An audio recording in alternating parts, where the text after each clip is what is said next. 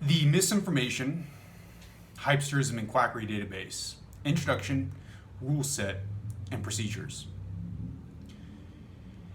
And I say that if a rhetorician and a physician were to go to any city and had there to argue in the ecclesia or in any assembly as to which of them should be elected state physician, the physician would have no chance. Plato, the Gorgias. Introduction. Critical, open, fact-based discussion is essential to the proper functioning of modern liberal democracies. When it works properly, such discussion promotes a widely shared understanding of the facts and enables constructive collective action. The new social forces unleashed by the internet are undermining critical, open, fact-based communication.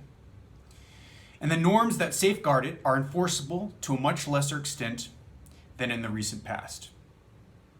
This is because the internet has intensified competition among a new breed of media outlet for human attention.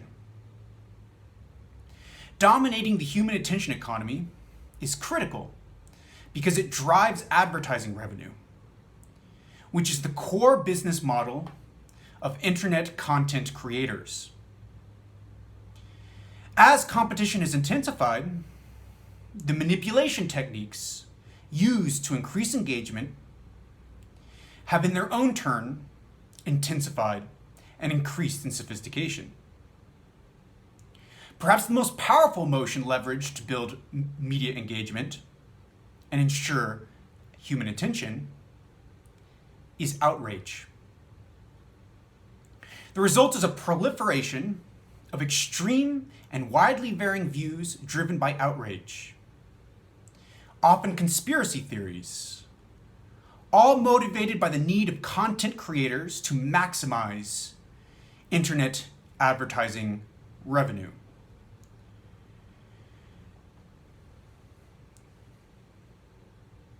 In place of an information ecosystem that formerly produced a large degree of consensus about the nature of reality among the general population, the new information ecosystem promotes a splintering and polarization of that understanding of reality. This lack of shared understanding causes wasteful political conflict and paralyzes decision-making on some of the most important and pressing challenges of our time. This paralysis may, in the final analysis, prove deadly for individuals, society, and even our very species. Science and science communication are subtypes of the above public discussion. They are subtypes of critical, open, fact-based public discussion. And they too have been subjected to and fragmented by this very same trend on the internet. This includes not just the reception of science in the popular media, but even what and how science is conducted and published in what were formerly some of the world's most prestigious scientific publishing companies, including the British Medical Journal Publishing Group, Cell Press, and Nature Publishing Group. The result is an increasing rejection of science by the public and a corruption of scientific practice from the inside of what were formerly science's most hallowed professional institutions.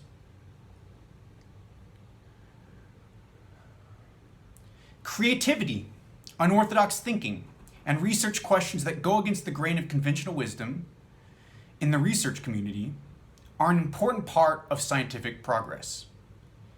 Likewise, vested economic and ideological interests can manipulate the scientific process and thereby pose a major impediment to scientific advance, science-based public policy, and a scientifically literate and informed population. Society must therefore embrace, protect, and support innovative thinking and resist the manipulation of science by public interests.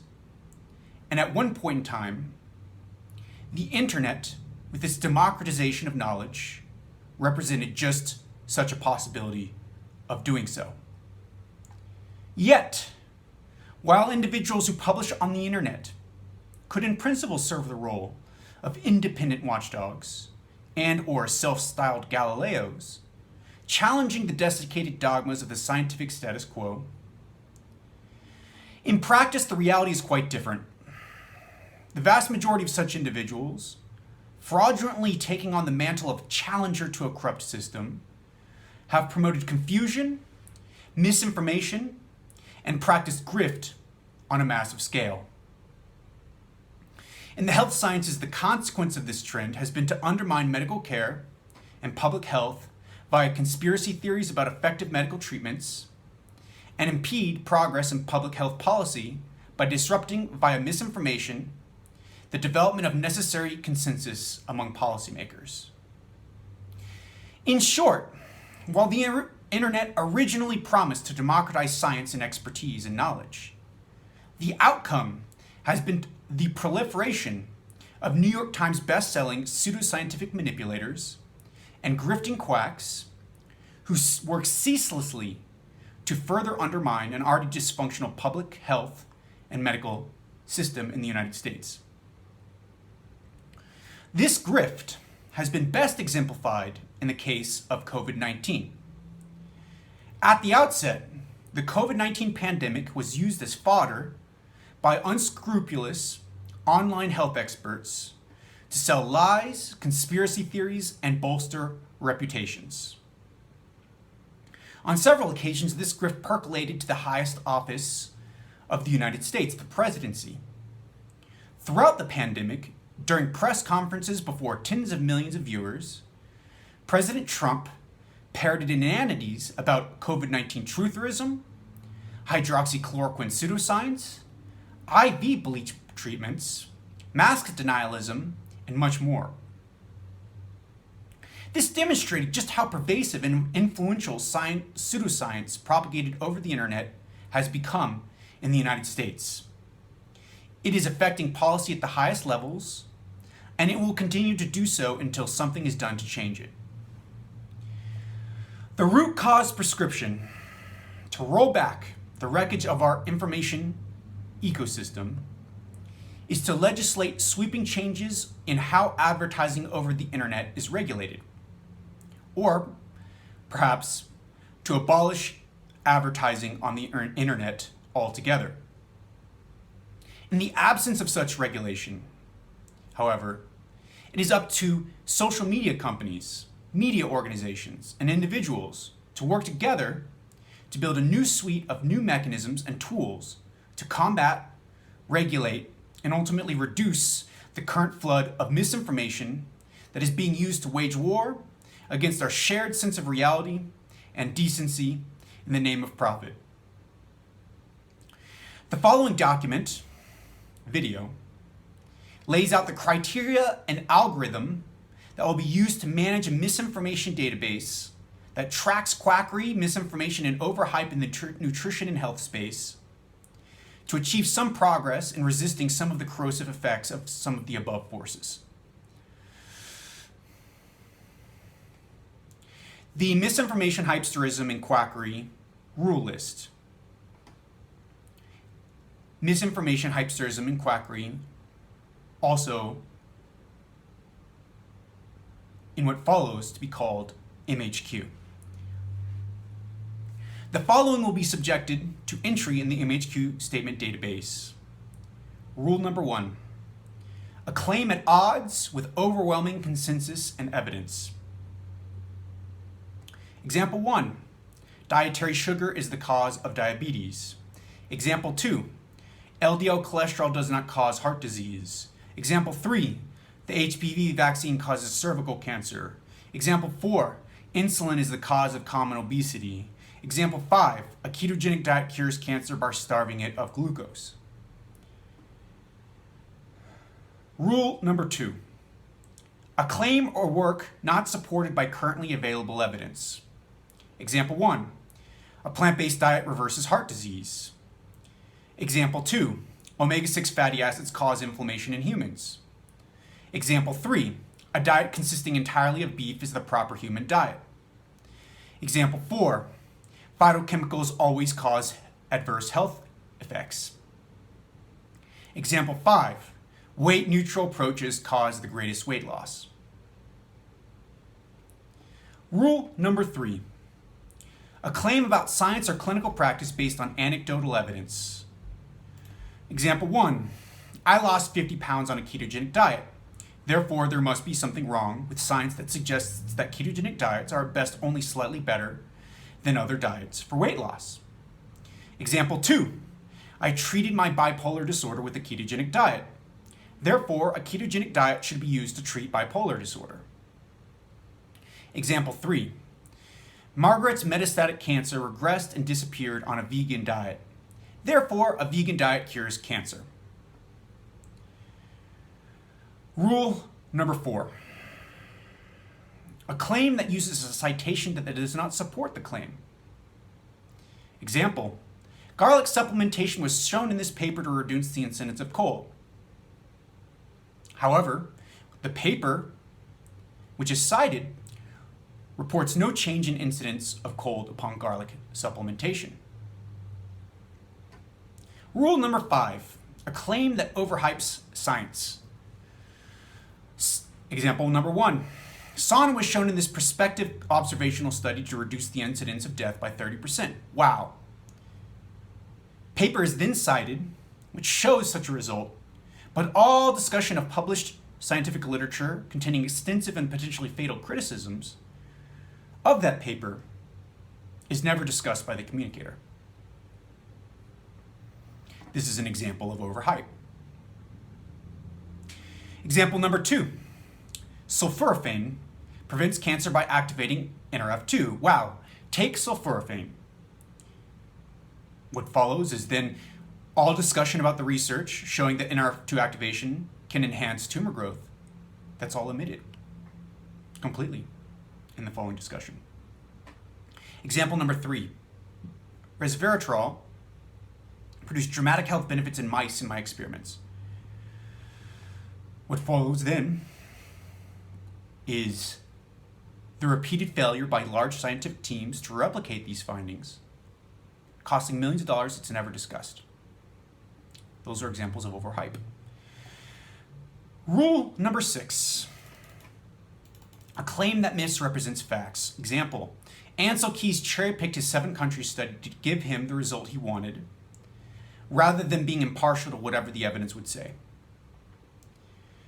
Rule number 7, a potentially dangerous health protocol requested or given, hypothetical or otherwise, that is supported by weak or non-existent evidence, such as epidemiology, case studies, anecdotes, animal studies, or cell culture studies, anything except for a randomized controlled trial. Example number 1, I take resveratrol 1 gram daily, nicotinamide mononucleotide, NMN, 1 gram daily, metformin, prescription drug, 1 gram daily.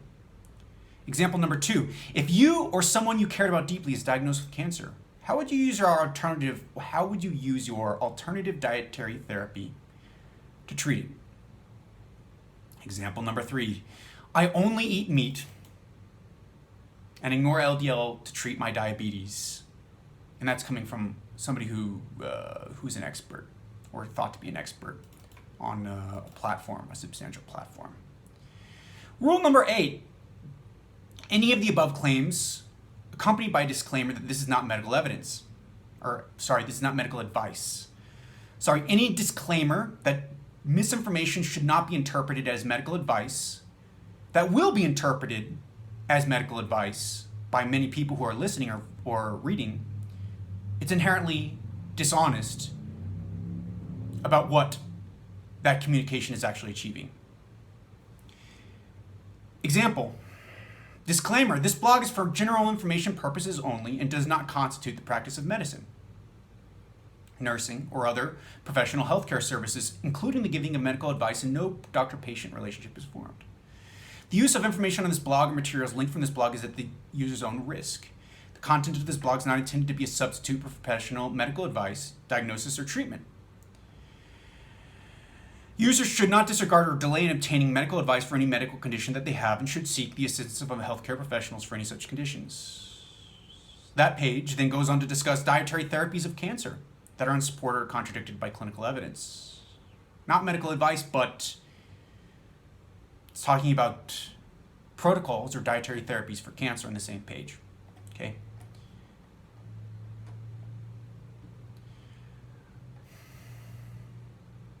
Number 9, rule number 9, providing a blogging, podcast, book, or speaking platform on which any of the above take place. Example, John makes a claim about insulin and weight gain that is demonstrably false in a video on dietdoctor.org, which is run by Bob. John is added to the MHQ database, that particular statement is at least, and Bob is also added under the claim made by John.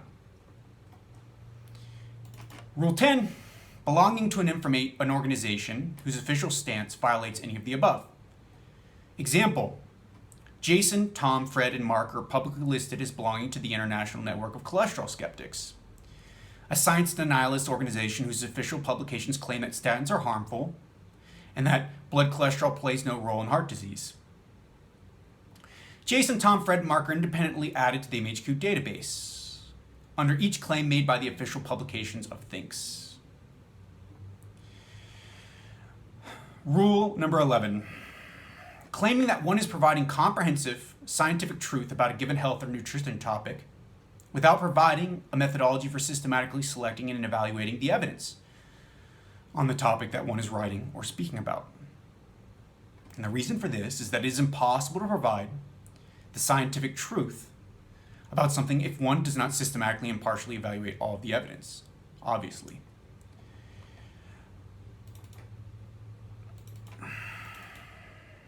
Finally, the misinformation, hypesterism, and quackery procedure. Upon reporting MHQ using the submission form and being verified as a legitimate violation of one or the above rules by a member of the editorial staff, a form email with the above rule violation will be sent to the offender, and rule violation will be documented in the preliminary list. The offender will then have 1 week, 7 days, to provide public clarification of the violation on the same platform used to communicate the violation or on the largest platform otherwise available to the offender. Staff will be notified over email of the clarification by the offender, and the offender will provide a hyperlink to the correction or clarification. If the offender provides adequate clarification or reversal so as to demonstrate that the rule is no longer being violated, the violation will be moved to the resolved list with the clarifying statement included, where it will remain without further action being taken. If adequate clarification or reversal is not provided to show that the rule is no longer being violated within 1 week, then the statement will be moved to the unresolved list. A video will be recorded explaining the violation, and the statement score will be aggregated in the summary sheet to provide a sum MHQ score for that individual. If adequate clarification or reversal of the statement is provided in the future, the statement will be moved from the unresolved list to the resolved list, and the statement score will be removed from the aggregate MHQ score for the individual on the summary sheet. That concludes the misinformation, hypesterism, and quackery database, the introduction, rule set, and procedure. Thanks for watching.